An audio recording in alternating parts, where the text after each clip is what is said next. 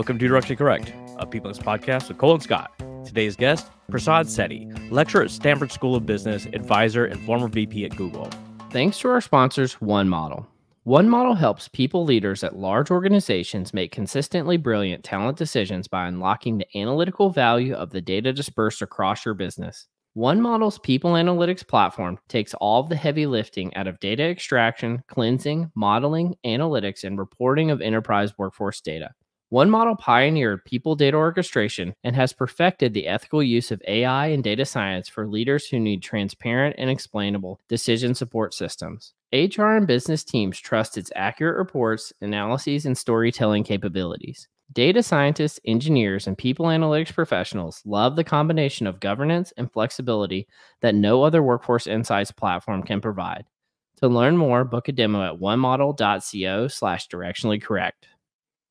All opinions are our own and do not reflect those of any other organization. I got another story that we could talk about. What is it?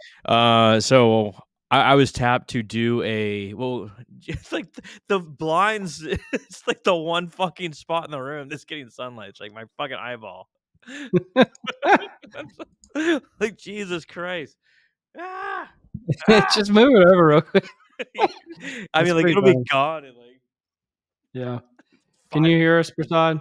I can hear you now. Cole, Scott, good to see you folks.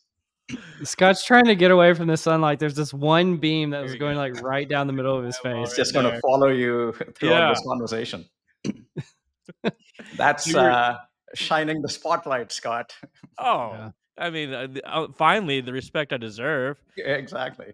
Right? From a PA legend, no doubt, right? Yeah, absolutely. Prasad's a made man in the people analytics community for sure. Made man, yes. Yeah. Did you get anointed? Did someone have to come put their sword on each shoulder? Maybe it's up to you folks.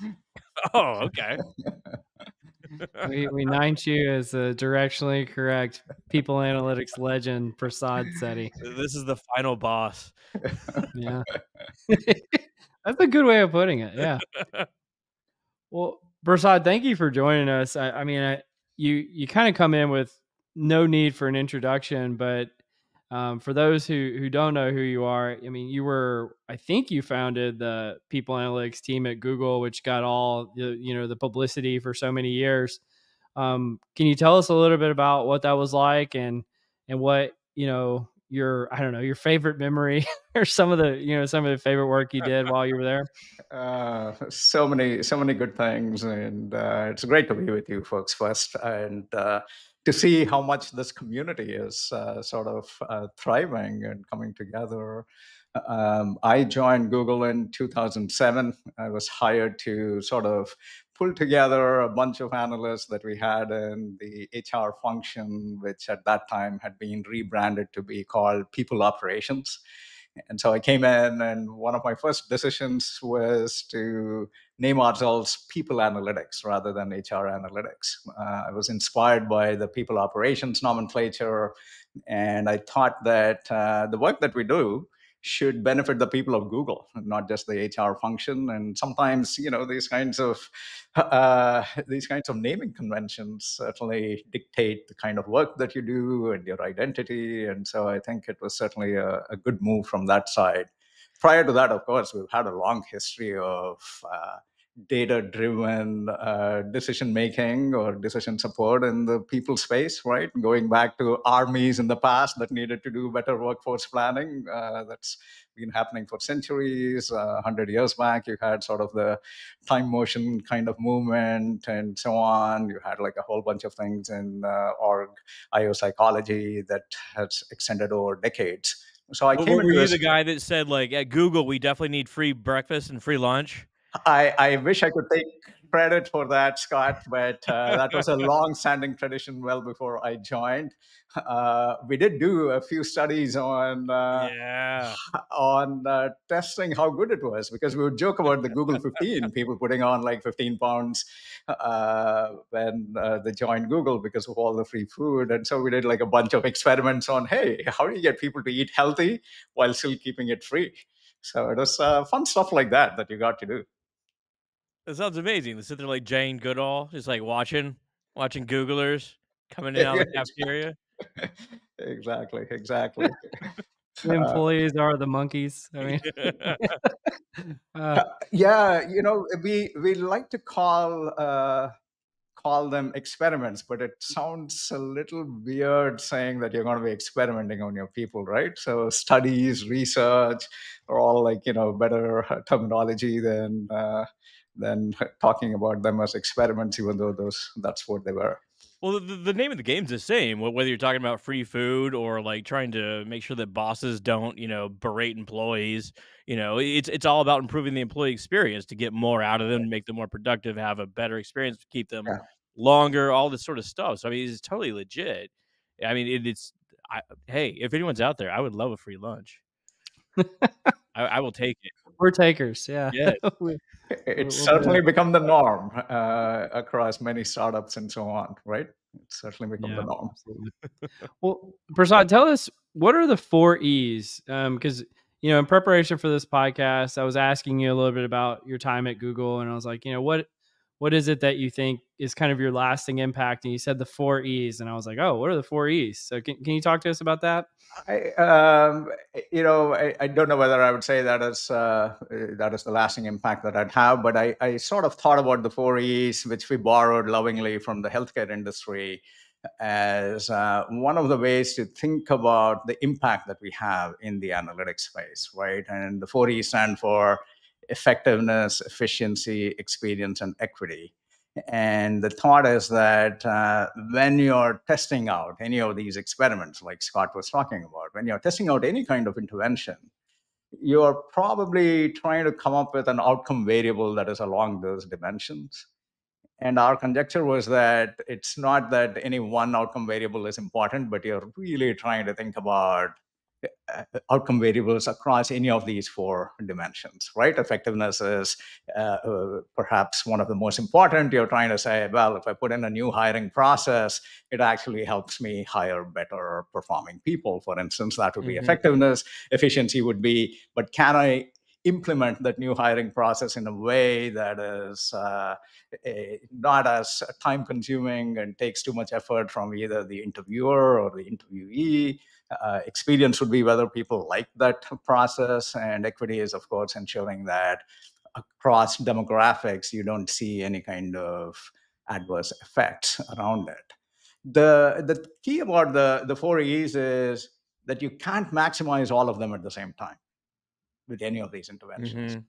So it really becomes a very intentional choice from the designers to say, what is it that you want? And I often find that it's not coming up with the measures that is like difficult. It's not coming up with the experiments. It's often that kind of intentional conversation where you try something out and then you act surprised that it didn't do all the things that you wanted to do, because you're trying to perhaps say, well, yeah, I like that process, but look at all the extra time that it's making my interviewers take. I don't like that. And so I feel like understanding what exactly are the bunch of outcome variables you want in a particular intervention is really key. And so that's sort of where the 4E's came from. And my own thought is efficiency is easiest to measure in some of these dimensions, right? Because it's easier to measure how much it's costing me, how much time it is taking me. And so there's a And default that's to why it. it's the best E, right? Yeah, Because it's the easiest. it's the easiest. Exactly, it's the best. So my thought is like, anytime you're trying out something new, take all the Gen AI stuff, for instance, you want to first offer a great experience. You want to get adoption first, and then you try and see if you have effectiveness and certainly equity. And then finally you end up with efficiency, right? And so that's sort of how I would lay out the architecture, but it's very easy to jump to efficiency right from the get-go, and I think that's just weak. I think a lot of the Gen AI products, the initial ones that came out, really lacked that experience aspect, right? They came out with just like a janky UI and this sort of Yeah, stuff, and like it took a specialized population to see, oh, here's the value in that right. before like the rest of the public actually gotten on board with it. I think we're still seeing that actually. Don't really see. Still very early stages, right? You still have very simple chatbot type UI, and so I'm sure there are lots of people trying to figure out what are better experiences that you can have out there. But yeah, absolutely. Great example of being very early on and just throwing something out there with new technology. And there's nothing wrong with that, right? Just experimentation, just prototyping. Yeah. Yeah. Well, I know you're doing some teaching at Stanford now as well. What do you think the impact of AI is having or will be on education, or at least higher education? A lot. Certainly, I think you folks follow Ethan Mollick as well, right? Oh, He's yeah. very prolific around his sort of translation of how Gen AI is used in the real world, and particularly as a professor at Wharton, he certainly has firsthand experience in how he sees his own students using it, and we see that at Stanford too. Uh, there is a lot that it's going to change how we think about assignments, how we think about what creative work is, and so on.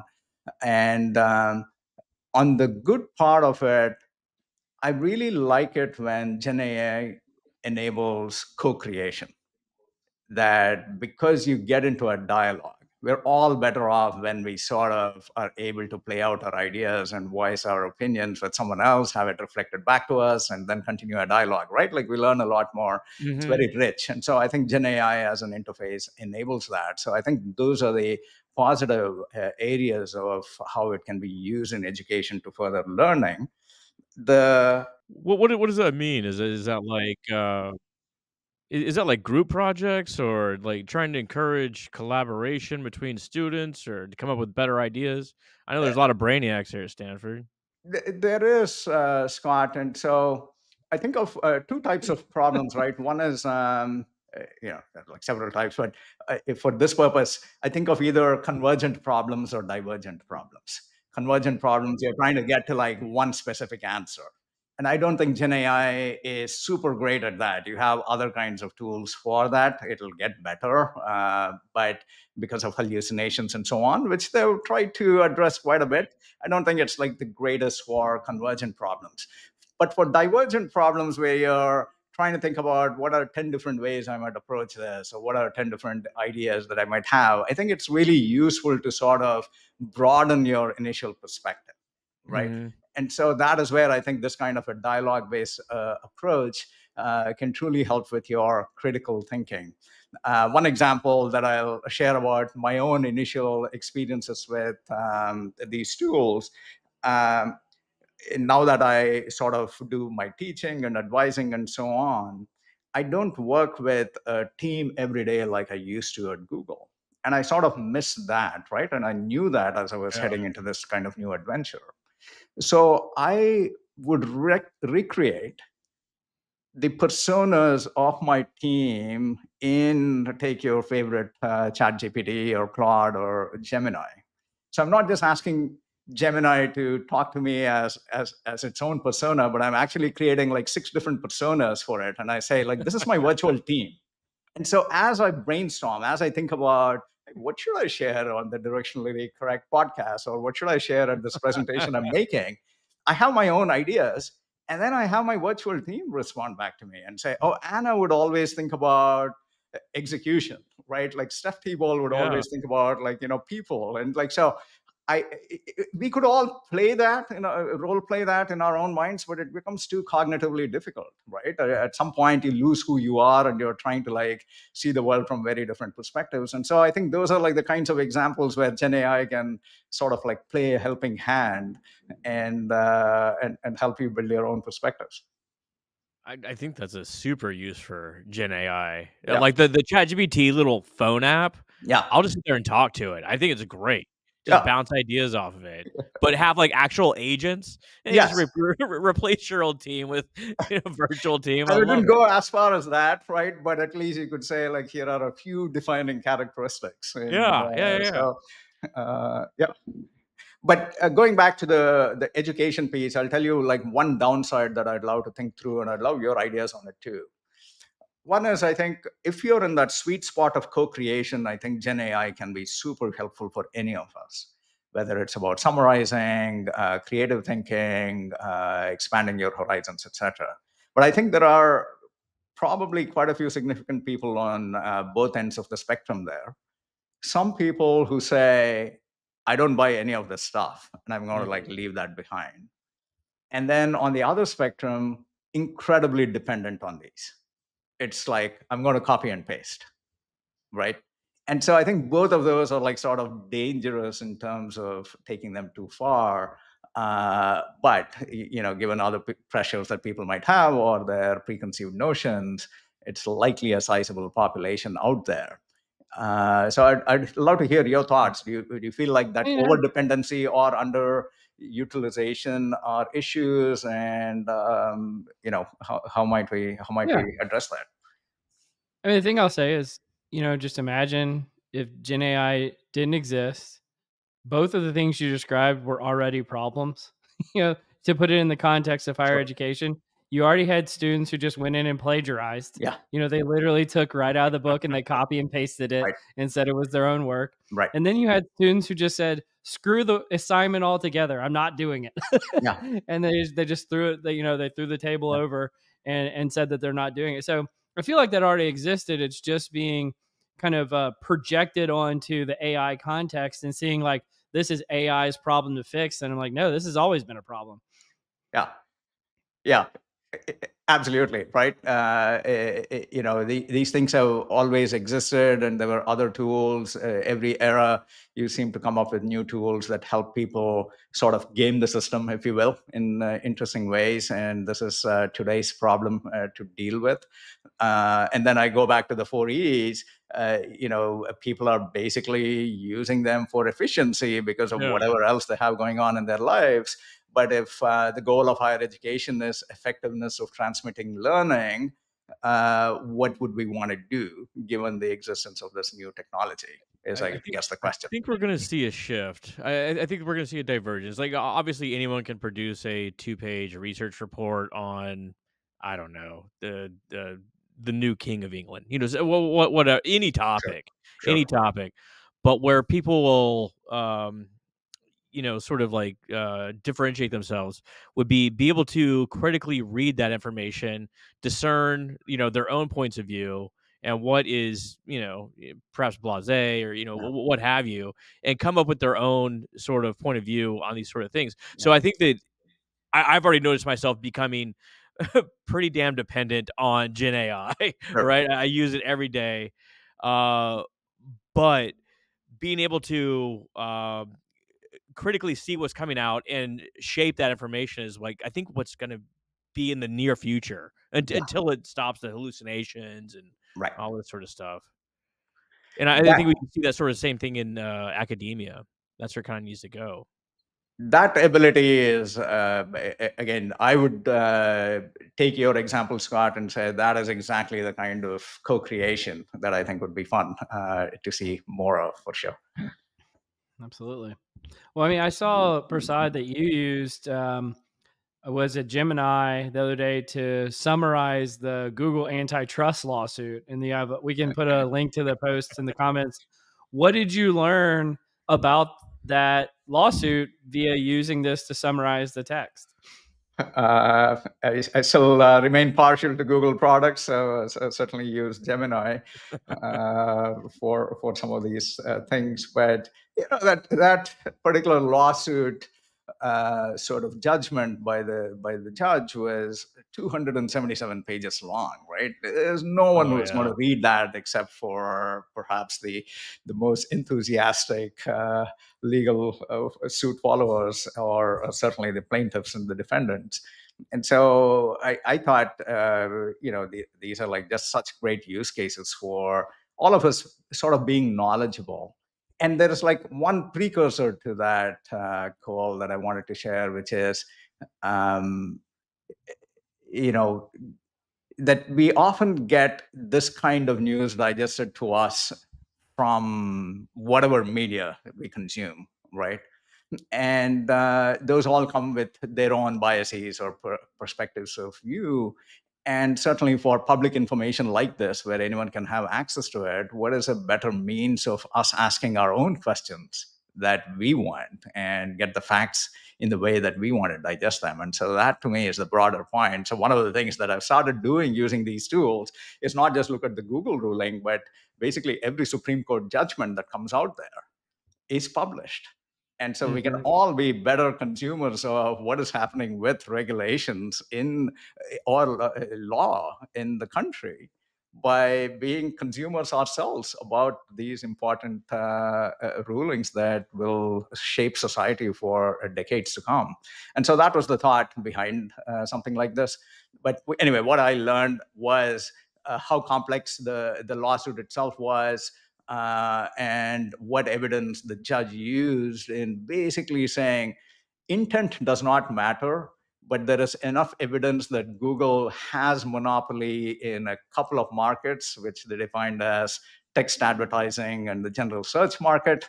And whether they intend to or not, they are engaged in activities that further their monopoly, and that is something that the court finds not to be good, right? And so we'll see what the remedy phase itself is going to be about. But certainly things like the exclusive distribution agreements that Google has with Apple or with Samsung, et cetera, to have the Chrome browser or Google search be the default, are all seen by the court as, hey, these are actions you're taking to continue your monopoly power and preventing other people like Microsoft, et cetera, to build such businesses because you just have more scale.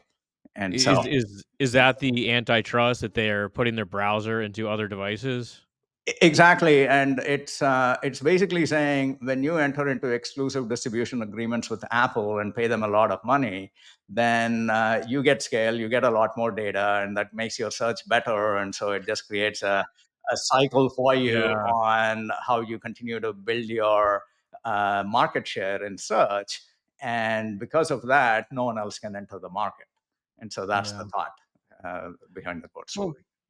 Well, 2 points here. One to build on what you said about, if people are just getting your news through some kind of media source, there was probably two different kinds of media articles. One is like, Google is evil and the antitrust lawsuit proves it. Yeah. And the other one is Google did nothing wrong. This lawsuit is frivolous, and I think it's good to take a factual basis to like, okay, why are these things happening? And the, the second point is like, well, I wonder if the judge used ChatGPT to write 277 pages of stuff just so nobody would read it, and then you used, Gemini to decode everything that was said. I know, isn't that crazy that we're all going to be using these tools to write, and then someone else is going to use them to understand? We'll have our agents talk to each other, and just go on with our life. On the media thing, Cole, like you said, have you folks heard of the Russell conjugation? Yeah, there's Bertrand Russell's sort of views.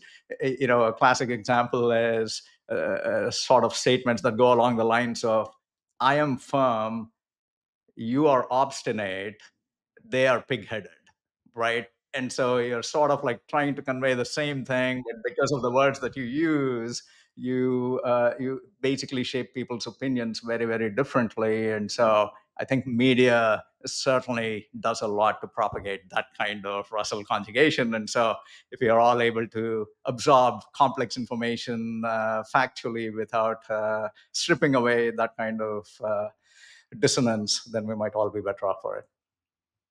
Yeah. Well, Prasad, I think the world wants to know, what are you up to nowadays? So we talked about Stanford and being able to lecture in that world, but what are you doing to stay kind of up to date in the technology space? This is a fun time, certainly for me. Broadly, I do a few things. I advise some large companies working with their CHROs and CEOs as they think about scaling and growing their organizations. I work with a few HR startups as they think about products in the space. And of course, everyone is trying to figure out how to use Gen AI in this. I teach this course at Stanford. It's only a short commitment. I only teach 1 quarter a year. It's an elective in the business school. And again, it is about helping students form startup ideas in the world of work. And so that is sort of what I do. And then beyond that, just get plenty of time to travel, spend time with family, and live a very, very sort of a life where I feel like time, I have abundance of time, which is a good feeling to have. Where do you want to go? Where haven't you been that you need to go? We are there are like quite a few. I was with some friends last week, and we haven't done an African safari, so I'm sure like that will be something that we do. But my wife and I have been to all 7 continents together. So we've done Holy quite a cow! bit of traveling in the past, for sure. Yeah. Like even Antarctica? Even to Antarctica. This was a little more than 10 years back. We spent a week on the continent. If you take a cruise, you usually are in the Antarctic seas, the continent is surrounded by 200 miles of ice, so you never get close to land. But if you get to be on land, which is what we did, then you get to see things like emperor penguin colonies and so on. It's just spectacular, right? Like it's just, every day was an adventure. You go through some ice caves one day, and you're climbing up a glacier Damn. the next day, and you go tour a Russian research base the following day, and then if the weather is right, you fly a few hours to go see emperor penguins. And it's What kind of research the Russians got going on down there? I'm I dubious. don't know, because no one can own land out there, right? And so Yeah. the only thing there are all these research bases, and I have no idea what they're all doing. I mean, this is where the flat earthers say that that's the end of the end of the world. They say that's the edge of the world, right? Exactly. Prasad, I'm glad you didn't fall off the edge. I'm so when you glad. went down I'm so there. glad that I didn't get sucked up there. Now, you told me that there's this word, and I could not find it, and I could not pronounce it, but it means the science of watchmaking. What is the science of watchmaking, and what is the word I'm thinking of? You're probably thinking of horology, I think. Horology. What is horology? It is the science of time broadly, but like more specifically around the science and art of clockmaking and watchmaking, which sort of has evolved over the centuries. And yeah, it's a fun topic. Like CHR, like chronometer, chronology. Chronometry is more, it's like an Uber, more broadly a view of the sense of time itself. Yeah. Whereas horology is much more defined around how we build clocks or watches and things like that. This is something we've never talked about. Like, I'm not necessarily a watch guy, but I mean, you look at the inside of a watch, and it's just fucking fascinating. It Like the is. mainspring, Yes. and like that escarpment, like letting out Yes. I mean, it's super cool. The flywheel, the balance wheel, The balance wheel. super cool. Yeah. They are such mechanical marvels. When I grew up, the world was just getting into all the quartz watches, and so I had some of these battery-operated things, which were incredibly cheap and efficient, right? But over the last 20 years or so, I've just fallen back in love with mechanical watches, which have such amazing artistry, engineering, new materials that they use, going back to refining methods from a couple of centuries ago. It is just fascinating. It seems like a few other things, sort of like a golden age of watchmaking now.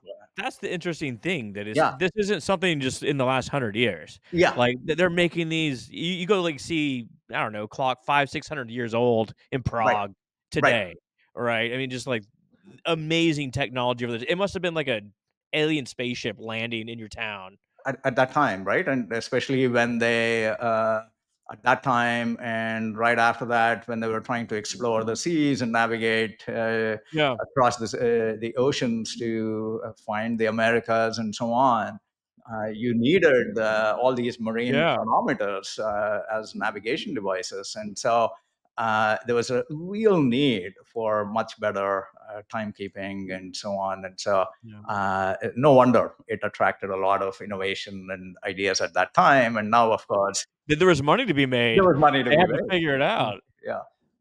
Can I ask a question? You might not know the answer to this, but I've always wondered this. How did they settle on 1 second being a second? And how do they know from clock to clock that a second is the same interval of time as a second on another clock? How did they figure that out? I don't know how they did that originally. That's a great question to research. But I do remember reading, Cole, that once they got the whatever international sort of standard setting organization, then they basically decided that 1 second was the time that it took a particular metal, I'm blanking on which one it is, to go through a certain number of oscillations, right? Like, and so that's how they've defined it now. I don't know how they got to that point of deciding that that would be the standard. But yeah, that's sort of like how they've defined it today. Fascinating. It is you would need a way, kind of pre-advanced technology, to determine what a interval of time would be. Sure. And so that does make sense that you would use something that's very clever. Okay. Well, that's the metric system where like 1 calorie is how much it takes to heat up like 1, centimeter of water, 1 degree. Exactly. Yeah. Yeah, I'm sure like all of these standard setting organizations had a field day maybe 100 or 200 years back. But talking about seconds, like one of the things that that sort of prompted me following COVID to think about like this kind of new exploration was reading an essay that talked about how we're all born billionaires. We're all born billionaires in time, in seconds, essentially. The talking about the difference between a million and a billion, like a million seconds is just a little over 2 weeks. A billion seconds is a little over 31 years, right? And so with standard life expectancy, we're all born with like probably, let's say, like somewhere between 2 to 3 billion seconds of lifetime. And when I read this essay, I said, "Oh, I probably have another good billion seconds, assuming a normal life expectancy. What do I want to do with this next billion?" And that's sort of like how I thought through. Well, while I love everything about Google and my team and the work that we did, it sort of was like anchoring for like a new learning journey, and so that's sort of how I ended up. It's a really good way to look at life, because I mean, we all think like horrible death is going to come in the future. Yeah. But if you kind of unfortunately see it like coming at you, like I only have this much reserve left. Yeah. I better get on my horse and do something with life. Exactly. Exactly. I've only got a few billion seconds left. I better spend my time making a dumb podcast on people analytics, Do you do any photography while you're, in Africa or in Antarctica? I haven't. I've only been to South Africa. Yes, lots. I love. That's the other thing that I like. Photography. So lots of wildlife. Well, what do you shoot with? DSLR? You just use an Android phone? What do you do? These phones have gotten so good these days. Nice. They've gotten so good. I was one of those people who used to shoot with slide film with my SLR and my long lenses. It took me a while before I got used to digital cameras, and then I certainly have my stash of DSLR equipment and still have some of my old lenses. But phones have become so good that you don't need to sort of lug these things around a lot. It's not bulky. You don't have to like worry about your $1,200 camera being stolen. There are some good like mirrorless cameras out there, but yeah, I mean your phone does an excellent job these days. The lenses on them become fantastic. The lenses have become really good, and all the digital processing that they have is just remarkable. Oh yeah, incredible. That's fascinating. One of the things I found out about you, Prasad, is that something you and Scott share is you both like driving. And I was like, really? I was like, that's the thing that does it for. I guess driverless cars are not in your future. But why do you like driving? Uh, I don't know. It's like there's some of this common arc between the love of watches and cars and so on. Something about mechanical That makes devices. Something sense. about right. Something Yeah. about movement. Something about driving. How about you, Scott? Like what drives your passion around this? Oh, like I just like the control. Like, but no, I don't mind long road trips. The most I've ever done is like 18 hours in one day Oh from wow. Yeah. Austin, Louisiana Yeah. to Marfa, Texas. But are you talking like long haul or like you just got to be always in the driver's seat?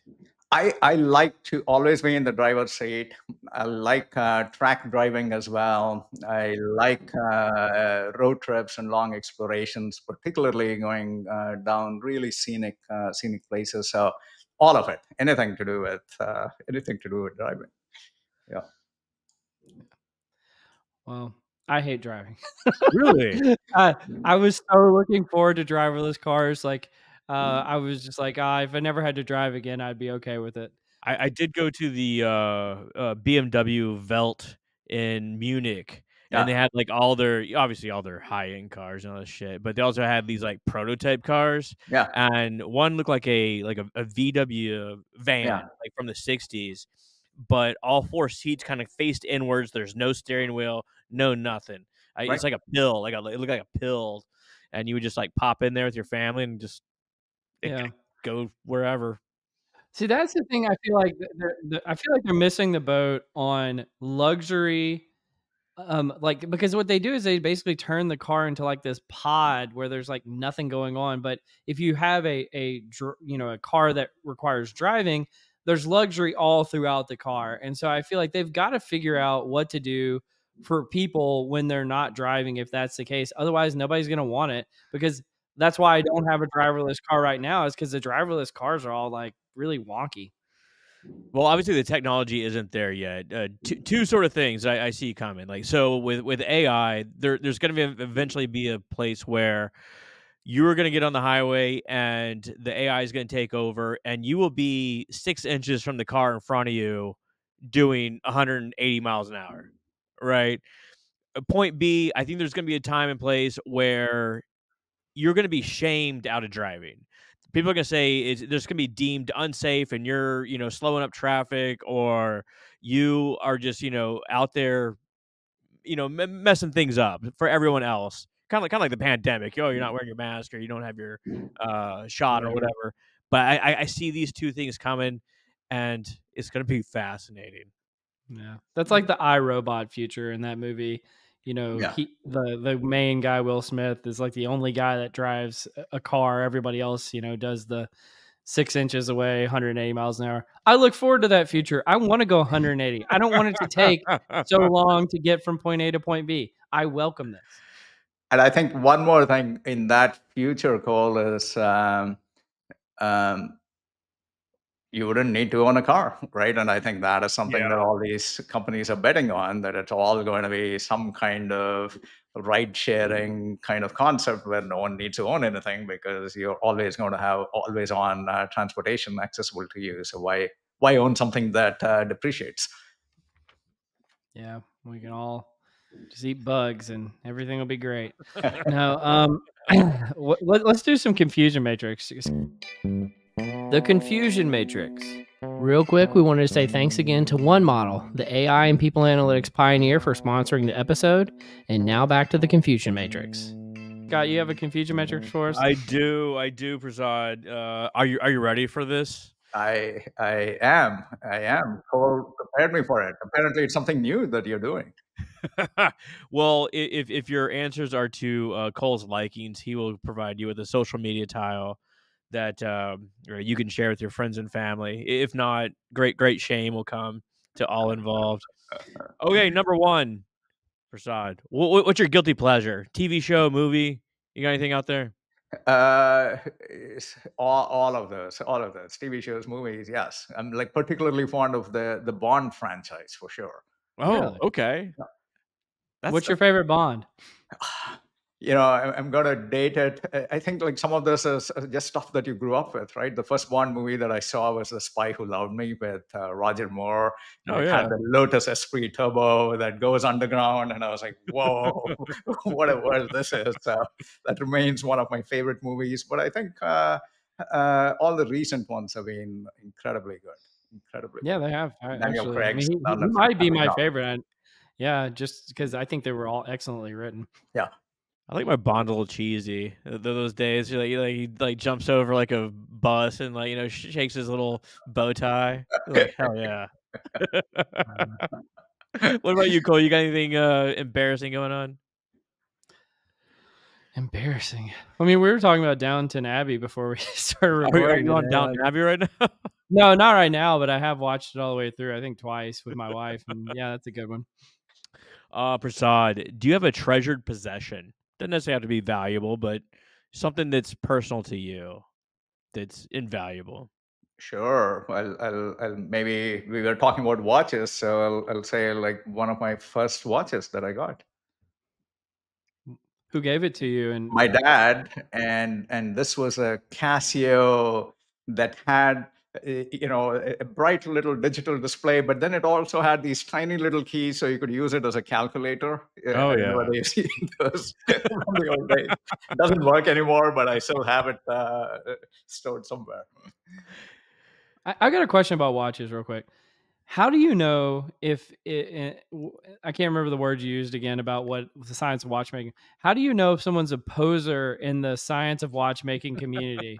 Like how do you figure out if they really don't know, like if they're not into it like you're into it? Oh, I think you would just ask them whether you could ask them one of two questions. One is to tell you which watch brands they favor, and so based on who they list or who their favorite Oh watchmakers yeah. are of the current generation, you know how sort of deep they are, and certainly if they say Rolex. No, it's a great brand, but not perhaps for That's serious blasé, horology. man. Well, so what's the best brand? Tell us. Like What is I need to know at cocktail parties so I can sound sophisticated. Like what's the best one? Oh, there's a watchmaker, a Swiss watchmaker, FP Journe, Francois Paul Journe, who over the last 30 years has just been incredible in terms of just thinking about the technology itself, but also the design of his watches. He doesn't speak English. I remember because we invited him over to Google. I was part of this little watchmaking community, watch loving community there, and so we had him over to talk to us. A huge chip on his shoulder, and knew that he was like incredibly brilliant and Hell good. yeah. I love Uh, that. but I love that. yeah, that perhaps goes with the territory, right? Like you gotta Yeah. gotta How much are we talking for a Bijan watch? the this anywhere from, I would say probably it starts at 30,000 to the sky is the limit. As Yeah, high as you want to go? as high as you want to go. I was meaning to tell you that my favorite watch brand is FP Journe. So you didn't know that before this, but There you go. that, Look at that. yeah. I do have a watch horror story. When I was a kid, my dad took me to an auction and bought me a pocket watch, like a train pocket watch, and it's from the 1800s, this sort of thing. It wasn't working, and he passed away, so it became very valuable to me, just as a sentimental sort of thing. My mother was a teacher and had a grandfather in her class, a grandfather of a student, who's like, "Oh, I fix watches. Can you give it to me?" I was like, "Hell yeah. This is like win-win scenario." Gave it to him, and like time's marching on. It's like been like months, been like 6 months, been like a year. Like, where the hell's the watch? And like it's like, oh, he's gotten sick. Apparently the guy just took it apart just to see what it was like and just handed it back in pieces. I still have it to this day. I come across it every time I move. Oh my God, And that's like now it's got this horrifying. like bag full of like parts, watch But parts. What an ass. Well, I run into this. Okay, I've been thinking about this like all week. Um, this like epidemic of people stating opinion as if they're fact, right? Like they're like, "Oh, this is definitely the way it is." It's like, I know that that's what you think the answer is, but that's not what the answer is. So this guy positioned himself as a master chronologer, whatever he is, chronologer. And yeah, so I wound up with I still own a bag full of watch A parts. bag full of Well, watch parts that is just Yeah. waiting to be well, assembled. yeah, he was half a master. He was a master at taking it apart. He just couldn't put it back together. We just need to find the other type of master. Yeah. Yeah. Prasad, have you ever had an unusual job? If so, what was it? My first job that paid me was as an environmental consultant.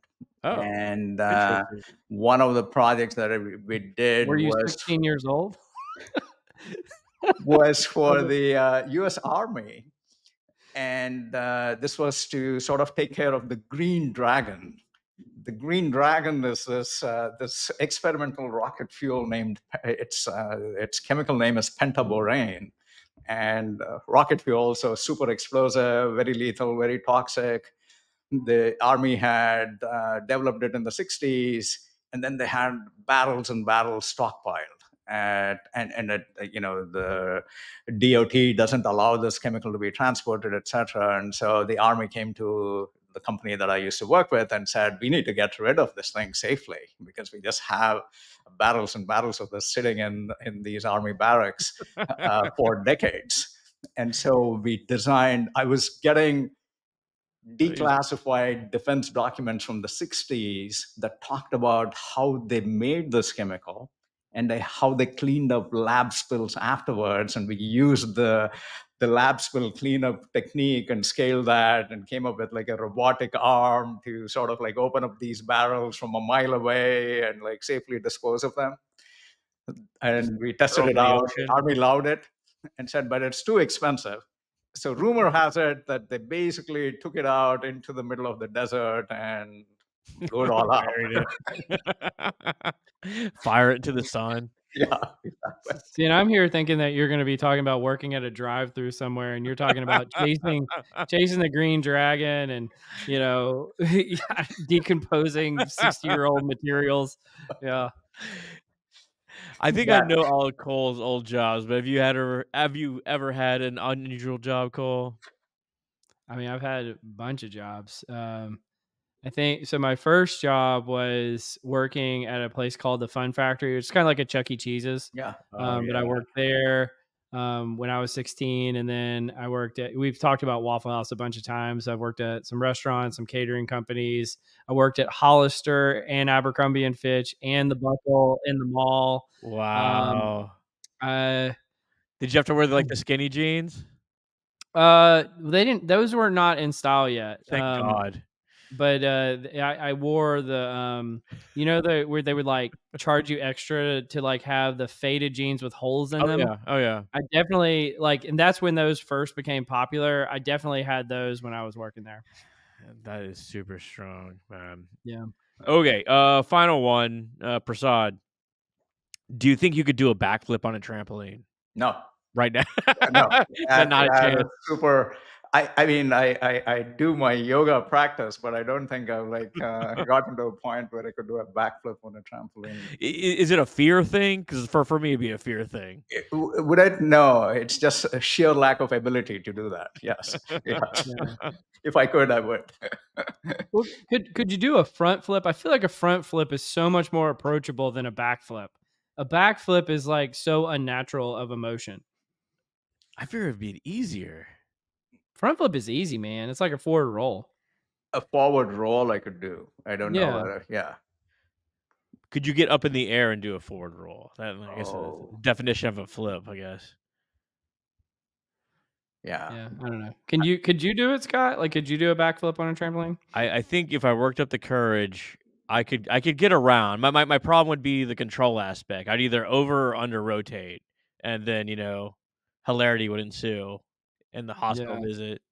But Broken neck. I think that I could do it. Okay. We'll put that in the next live appearance. I'll do a Yeah. backflip. That would be a fun video to record. I know for a fact, just because I go to like trampoline places with my kids, I can do a front flip. I would never even try a backflip. I haven't been around a trampoline in ages, so maybe I'm overconfident here. Yeah. All right, let's move on. Well, let's do some nerdery. The nerdery.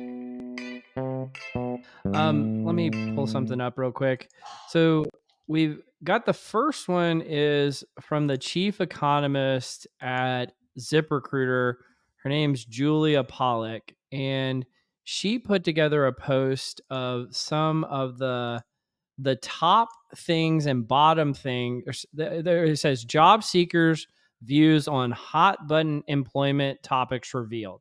So what are the top things that job seekers are supportive of, and what are the things that they, I guess, hate the most? And if you start at the top of the list, you've got remote work, 4-day work week, and paid family leave are all north of 65% favorable of job seekers. At the bottom, and I thought this was the most interesting part our discussion earlier, the least favorable thing, artificial intelligence. Only 35% of people are supportive. Then they talk about skills gaps and immigration as well.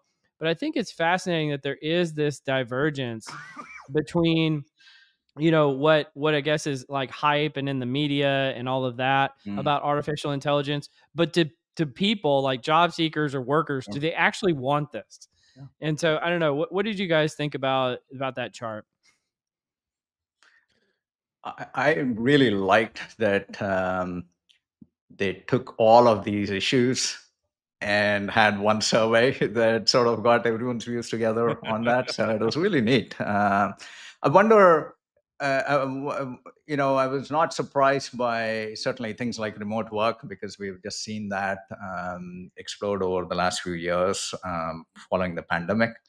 I'm certainly waiting for companies that would implement 4-day work weeks at scale. You have a lot of like small companies that are doing that now, and there are experiments in Europe and in particular countries like the UK where they're trying to test that out.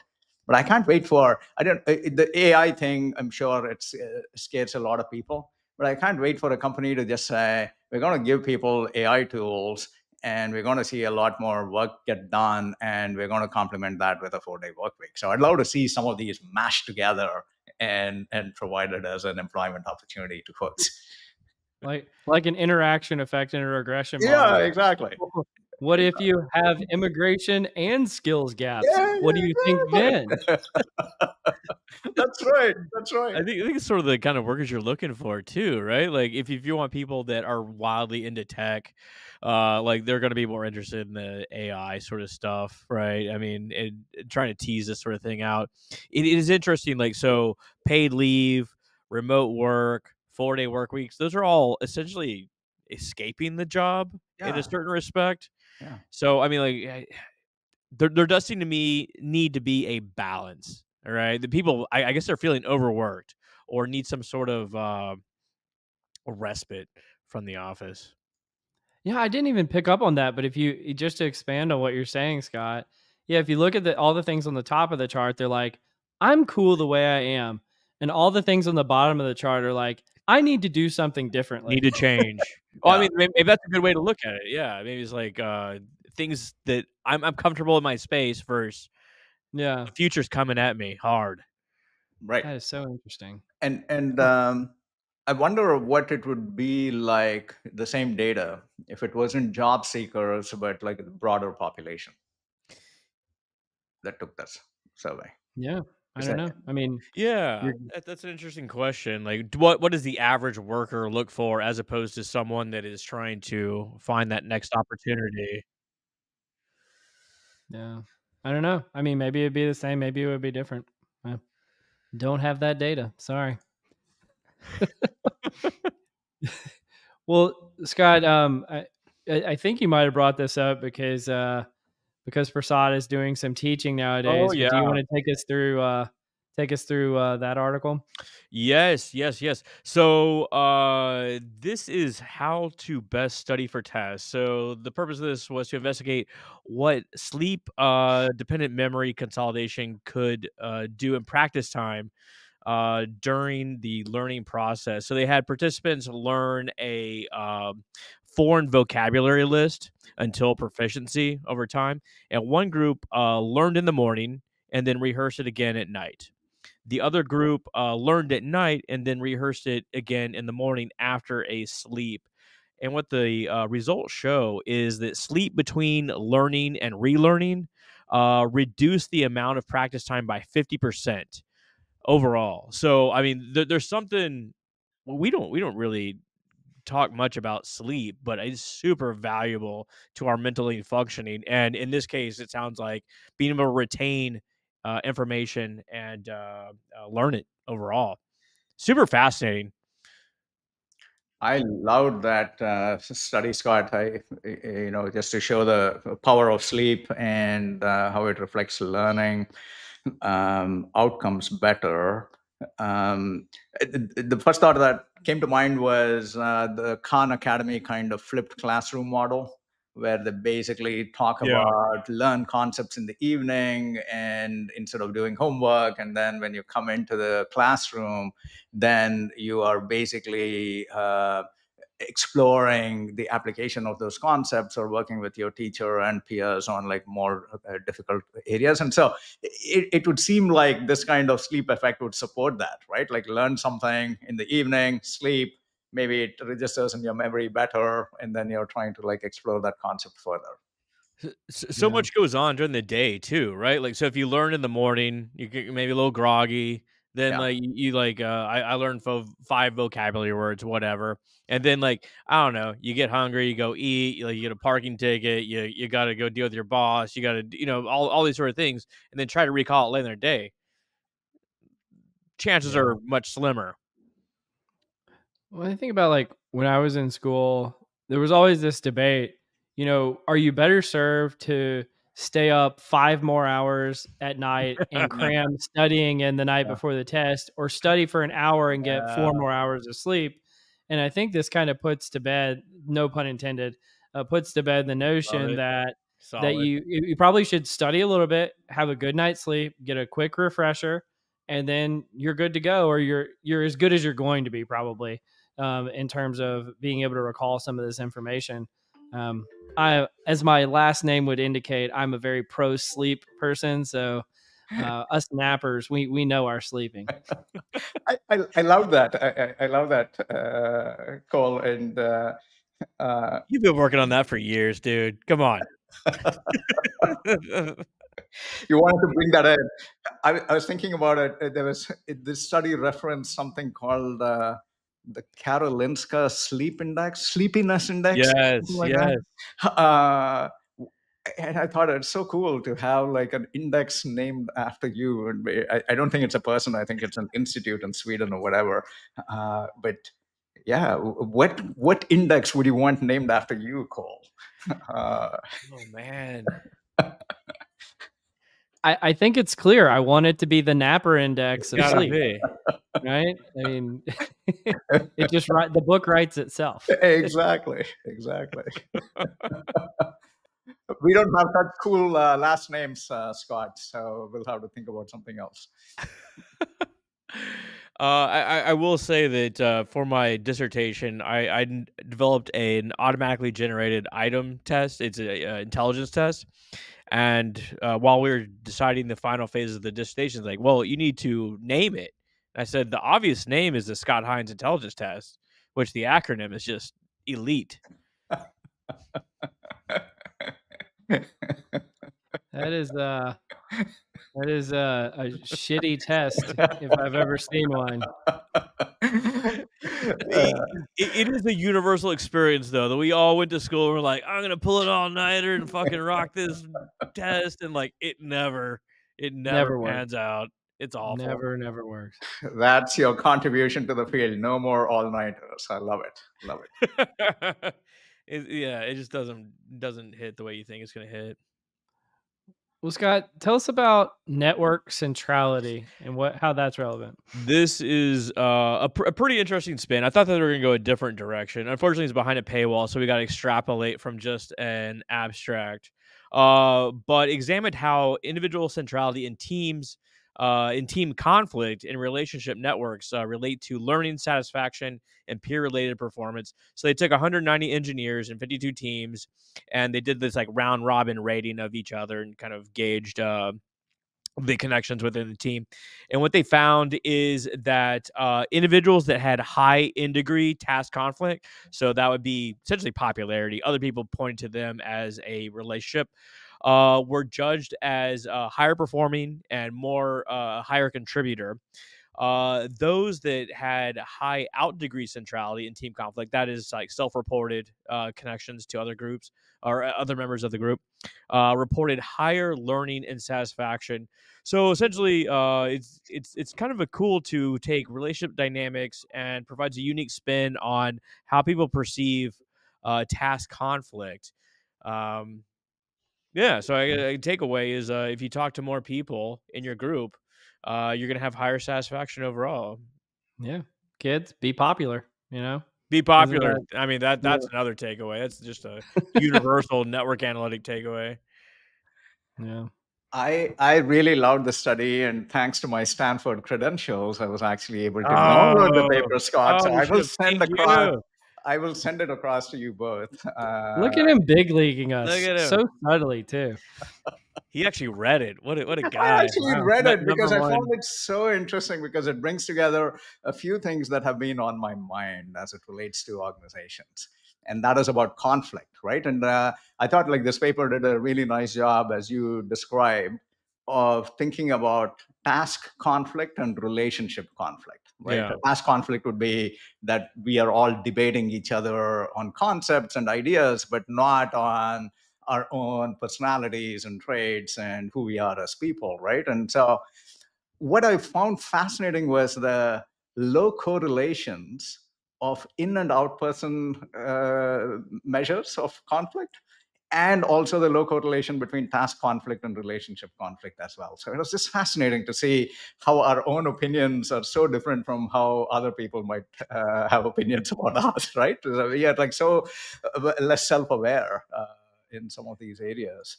And like you said, people who sort of are seen as being central to task conflict by bringing up debates and so Yeah. on are seen as higher performers. And the thought that I have, we were talking about wildlife earlier. Where I live, we get a bunch of deer always. And sometimes I'll see the deer sort of butt heads with each other, literally, right? And butt antlers with each other. And the thought that would strike me always is they're just like playing with each other. They're just learning how to perhaps, control their aggression or to develop it better. And the thought that I would always have is, why don't they teach better conflict engagement and management in organizations? It's so important. And my own experience from Google or like any other place that I've worked with is healthy conflict trumps unhealthy peace. Yeah. Certainly in a lot of Absolutely. tech organizations, you have a bunch of passive aggressive people who will not engage in conflict, right? Because they find it unpleasant. And sometimes I am conflict averse too. But I think if we all learned how to have better expressions of healthy conflict, that would be amazing. And one idea there is what Daniel Kahneman did with his collaborators or even with his wife, which he termed adversarial collaboration, where you committed to three things. You committed to expressing the other person's point of view, not in a caricature or mocking Yeah. them or making fun of them, but to truly say, this is what I know about your position, which is different from mine. Then you commit to changing your mind if you can define an experiment or a study, and then you commit to publishing it. And of course, he was thinking Yeah. about the academic circles. But I think something like that at scale would just be incredibly useful to help people develop better perspectives and ideas. So anyway, a long story short, I loved this paper. Well, basically what they're saying is You need task conflict to be dialed up Yes, and relationship conflict to be dialed dial down. down. Exactly. And you need to be And self-aware about that. Right. Yeah. yeah, and I love that. And I think there's a huge opportunity. I mean, we've talked a lot. We haven't talked about it lately, but about like the replication crisis. Yeah. I think there's a huge opportunity that a lot of things are, bad science is making it through because it lacks that kind of task conflict. Right. Everybody agrees. Everybody thinks that this is the right thing, and so it doesn't stand up to scrutiny if somebody, a good faith actor, i.e., low relationship conflict, can come in and say, actually, this might not be the best thing going forward. People perceive things differently as well, like because you stand up and you say like I disagree with you and you and you, someone else may perceive that as relationship conflict as Sure. well. Yeah. So it's like it's really these ideas of like psychological safety within the team to bring up things in a way that people will not get offended, or these parameters you're talking about, Prasad and Cole. Sure. um And Google never did any research on psychological safety, so Prasad's not very familiar with that I, literature. I don't know anything about that. I will say just like one more thing on this topic. At PsyOp 2 years ago, so in Boston, someone presented a paper at one of these sort of nerdy network analysis sort of sessions, essentially showing the different forms of task and relationship conflict in a team. So, like, say you have a 5-member team, and it could be one person against the other four. It could be factions, 3 on 2, all these sort of different permutations of it is like it's not just like one form of One it. form of conflict. Oh, that's Yeah. interesting. There Yeah. could be Yeah. like some person that just doesn't want to get along with the group. Right. Well, Prasad, since we've got you here, and at this point in the podcast, nobody's listening anymore anyway, I just wanted to ask you. I was thinking about this as after we started. Like you were one of the pioneers of people analytics, and arguably, I mean, Google gets cited everywhere as doing some of the most sophisticated but trailblazing work in this space. If you were starting a people analytics function in 2024 and you wanted to be doing something cutting edge and you didn't see other companies pursuing it, what would that be right now? Right? Like Ooh. what is the area that we're not investing in that we should be? It could be coming from the academic literature, it could be coming from anywhere. What is that space? Wow. That is a big question. Should have been the first question. It should, yeah, and Yeah. I'd love your thoughts on it too. I Both didn't of think you. of it earlier. Sorry. I'd love both of your thoughts on it too. I I do think that over the next 10 years, that among all the factors that we just saw in that ZipRecruiter research, I do think generative AI is going to change how work gets done Mhm. in a dramatic fashion, right? Because of agents, because of technology. Broadly, the thought is that um, compute capacity powering these algorithms has increased 1 millionfold over the last 10 years. And thanks to scaling laws, at least the techno optimists think that it can grow another 1 millionfold over the next 10 years. And so, what kind of possibilities would we have in there?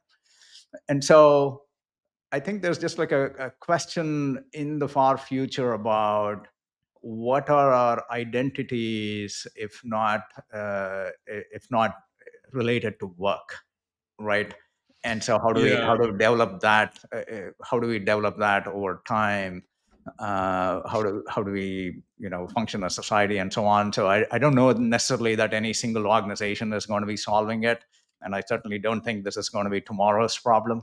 But I'm truly interested. One of the studies that we started at Google, which we call GDNA, which is modeled after the Framingham Heart Study, was to follow a population of Googlers for the rest of their lives, not just their careers, and to see what happens to life and career satisfaction over time, right? And so I sort of think about things like that, right? If we truly do believe that there's going to be a generational shift in how work gets done and what our identities are with respect to how we occupy our time and how we learn, what does that reflect on in terms of life and career fulfillment and satisfaction? So that's the kind of thing that I would want to explore further. That's like the So- ultimate do good. We did good by you and sent you off on your way the rest of your life, hopefully a better person and happier. And Overall. happier and equipped to deal with any kind of change and so on, right? That More you're educated. resilient, that Yeah. you're, yeah. I love that thought of like basically just longitudinal research. Like I remember being at a company a few years ago and they had this idea of like, could we follow entry level employees all the way and see who actually makes it to the executive level? Yeah. Mhm. You know, and like, and so that you can get over these studies that suffer from survivorship bias, Right. and just really see what does it take to, like, what does high potential mean? Yeah. What does it mean to accelerate someone's career? And I thought that that was fascinating. I guess my answer to my own question would be a few things wrapped into one. One is, I think what we're suffering from right now is that people analytics isn't adding as much value as it should be, and we need to be fixing that. But I see that as more of a short term problem, not a long term problem. The long term issue that I see is, you know, why did Google get so much praise and love back in the day? Is because you guys are swinging for the fences. You were really swinging for the fences and tackling big problems. And I don't see a lot of that anymore. And I think we should be. And I think the field is suffering as a consequence of companies not swinging for the fences in terms of making real huge impacts, taking real big, stabs at like real big problems that organizations and even society are facing. I think we've got that opportunity, and we're not. And I think that's where we need to be placing our bets at the moment. I don't know, Scott, do you have any thoughts? I mean, yeah, just kind of projecting out. I do believe what Prasad says is true. Like Gen AI is going to fundamentally change how we work. Take away all those sort of lesser, sort of mundane tasks, and I think we're going to become more relationship focused because of it. I mean, we still derive a strong sense of belonging and meaning from our work, and we're going to have to deal with that over time. So I would say that it's going to be more collaborative. It's going to be, or a bigger premium is going to be placed on collaboration because there's going to be less individual work taking place. Yeah, absolutely. This has been a fascinating discussion.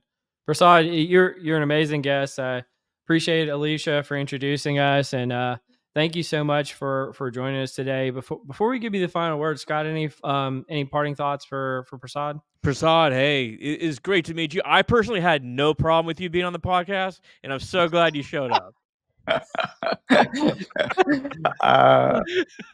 Such a fun conversation with you folks, and yeah, where else are you going to find topics all the way from watchmaking to Gen AI to people analytics? Fun stuff. There's probably a good reason you don't find it anywhere else. So it was an absolute pleasure, man. It was great to meet you. Great to meet you. Likewise. Well, you've been listening to Directionally Correct, People Analytics podcast with Colin Scott, and today's guest, Prasad Setty. Thanks for joining us, Prasad. Thank you, folks. Talk to you soon. Directionally Correct is dedicated to you, our listeners, to help educate and entertain you on how to effectively do people analytics. By supporting this podcast, you are helping us continue to provide valuable insights and knowledge to our listeners. Please consider becoming a patron of the podcast. You can find the link to sign up in the show notes or at patron.podbean.com/directionallycorrect. Thanks for your support.